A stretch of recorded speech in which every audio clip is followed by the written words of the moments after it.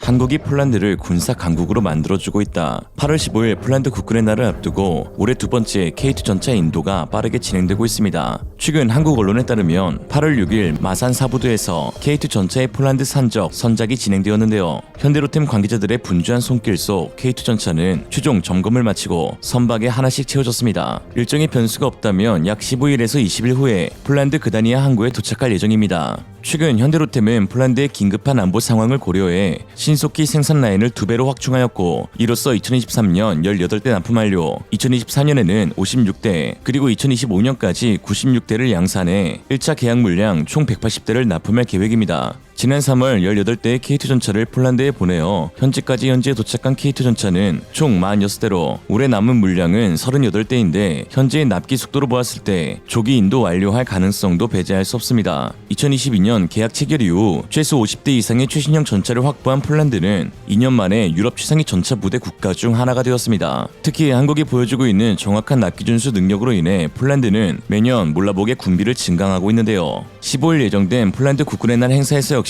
한국의 K2 전차, K9 저주포, 천무 MLRS 등이 최대 행진 이벤트로 참가할 것으로 보이며, 지난해에 비해 단 1년 만에 엄청나게 무장되어 역대 최대 규모의 폴란드 군 퍼레이드를 볼 수 있을 것 같습니다. 이번 군 퍼레이드를 준비하는 폴란드 장병들은 K2, K9, 천무의 상태를 일일이 체크하면서 달라진 폴란드 군 역량에 대해 크게 기뻐하는 모습을 보였습니다. 마치 새 차를 사서 친구들에게 자랑하듯 행복해하는 폴란드 군 장병들의 모습에 보는 내내 같이 덩달아 웃음이 났죠. Mam mnóstwo tego sprzętu, dopiero wszystko zjeżdża, więc też rozglądam się co gdzie jest. Jak widać za moimi plecami są kraby i K9, armatochaubice. Czyli ten sprzęt chyba największy, który będzie na defiladzie. Większego gabarytowo nie będzie sprzętu, jak zresztą widać po samych armatach. Może się zapytamy użytkowników, na jaką odległość strzela najdalej. Do 50. Do 50 km? Tak. 50 km. Dlatego tak się dobrze sprawdza, wiadomo. Jest już powszechnie znany i lubiany ten sprzęt za granicą. Od razu jak robota ruszyła. Ten I pierwszy tu mamy czołgi K2 i Leopardy 2PL, które też do nas przyjechały. Część z północy, część z zachodu. K2 Bartoszyce. Tak. A Leopardy ze Świętoszowa. 2PL, czyli nie, no to już teraz pokażemy, po prostu podejdziemy i to też nowy sprzęt, który dopiero niedawno też dotarł na wyposażenie Wojska Polskiego. Też będzie można go zobaczyć i na próbie, i na defile. Jeśli widzę tą panią, kobietę, to znaczy, że czołgistki też są? Na czołgu dodam. Ze dwie są. Naprawdę? Poważnie. O. Ale czekajcie, to ja może zrobię krótki film. Mamy akurat odcyk.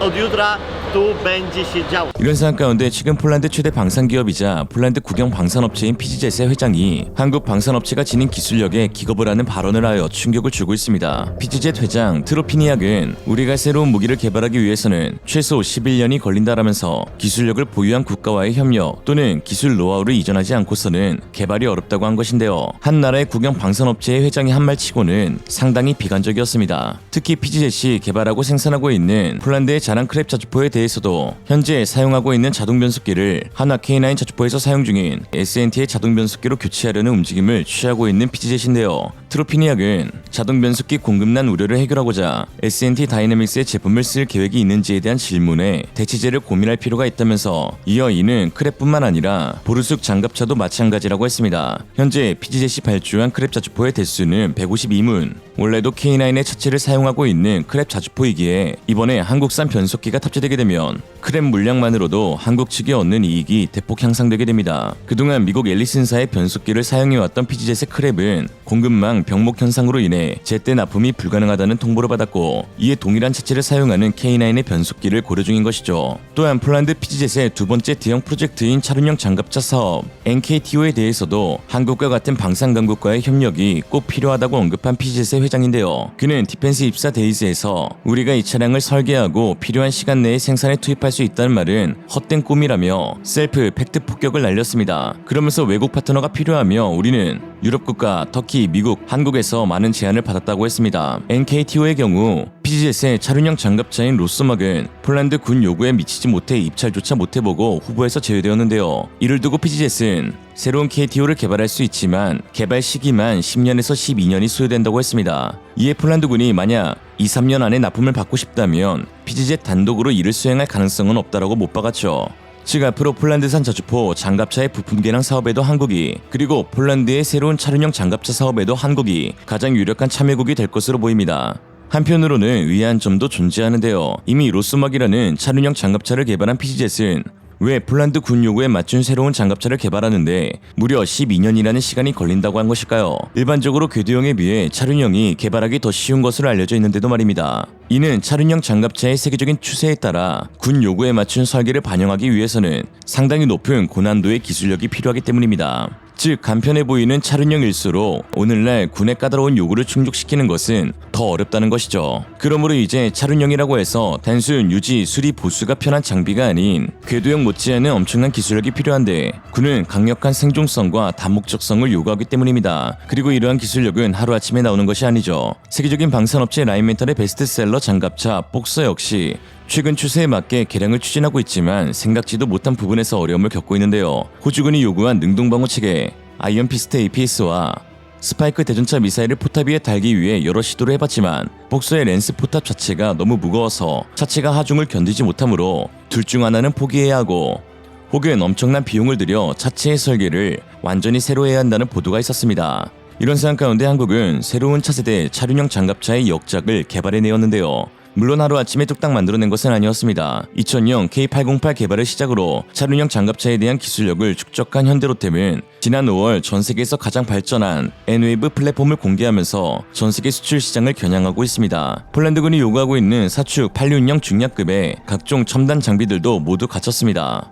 최근 개발되는 차륜형 장갑차들은 경량화를 탈피해 탑승 인원 보호에 중점을 둬 장갑을 강화한 30톤급 이상의 중량을 보이고 있는데 N-Wave는 이 같은 세계적인 장갑차 개발 트렌드를 전 세계에서 가장 먼저 반영한 버전입니다. 길이가 무려 9.3m, 폭은 3.1m, 높이 2.8m로 K808에 비해 훨씬 크고 단단해졌습니다. 사이즈가 커진 만큼 강력한 700마력, 3000Nm의 토크 성능을 발휘하는 디젤 엔진과 7단 자동 변속기를 채용해 최대 시속 100km의 속도로 주행이 가능하고, 심지어 고성능 워터젯을 장착하여 수상에서도 시속 10km의 속도로 주행이 가능하죠. 또한 독립 서스펜션과 전술 럼플렛 타이어 쉴드를 장착해 상륙 해안을 포함한 야지와 험지에서도 기동 성능을 극대화할 수 있는데요. 승무원 3명과 하차 보병 8명, 총 11명이 탑승이 가능한 N-Wave는 전반향 스타넥 레벨 4 이상의 뛰어난 방어력을 확보했으며 차체는 TNT 10kg의 대전차 지뢰에 대한 방어력도 지니고 있습니다. 또한 능동방어 시스템도 장착하고 있는데 한국에서 개발한 KAPS는 물론 감시 센서와 연동된 12.7mm RCWS까지 탑재할 수 있으며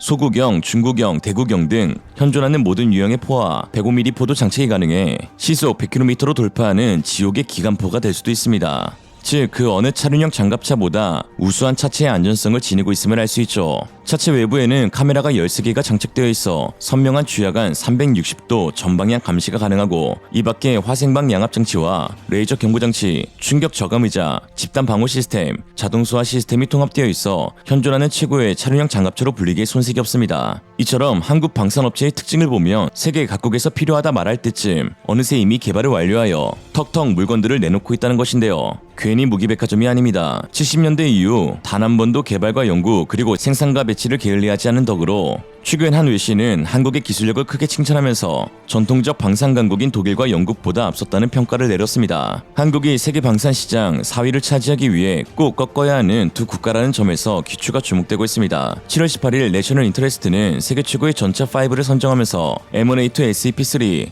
이스라엘 메르카바, 러시아의 T-14 아르마타, 그리고 한국의 K2 블랙팬서를 꼽았습니다. 내셔널 인터레스트는 K2를 선정하면서 독일 레오파르트2나 영국의 챌린저2는 포함되지 않았는데 둘 다 뛰어난 전차이지만 마지막 한 자리는 한국의 K2 블랙팬서에게 줄 수밖에 없다라고 했죠. 자세한 내용은 다음과 같은데요. 사실 10년 전만 해도 한국이 그렇게 유능한 전차를 생산할 수 있다고 생각하기는 어려웠을 것입니다. 하지만 K2 전차는 오늘날 세계 최고의 전차입니다. 1950년 단 한 대의 전차도 보유하고 있지 못한 한국은 이후 북쪽 나라가 비무장지대를 넘어 공격을 감행할 것을 늘 두려워하였고, 스스로 문제를 해결하기 위해 국산 전차인 K1을 개발했습니다. 그 기술을 기반으로 완전히 새로운 디자인인 K2 블랙팬서를 내놓았는데 이번엔 국산 기술만을 사용하여 개발되었으며 세계에서 가장 진보된 MBT 중 하나로 간주되어 북한이나 중국에서 운영 중인 모든 탱크보다 뛰어납니다. 군사 전문 기자 해리스 카스는 K2를 이렇게 평가했습니다. 중저가 차량으로 더 잘 알려진 현대가 K2를 제조합니다. 그러나 K2는 현대 산타페가 아닙니다.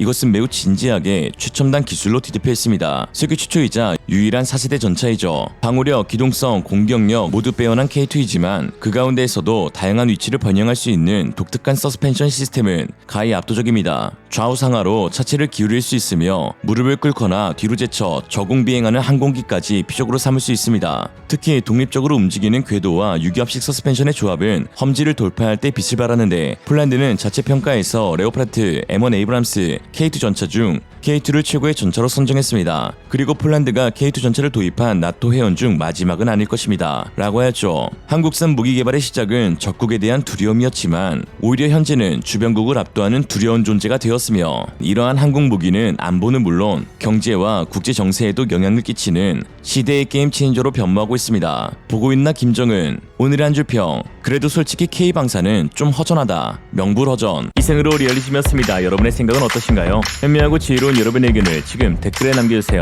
감사합니다.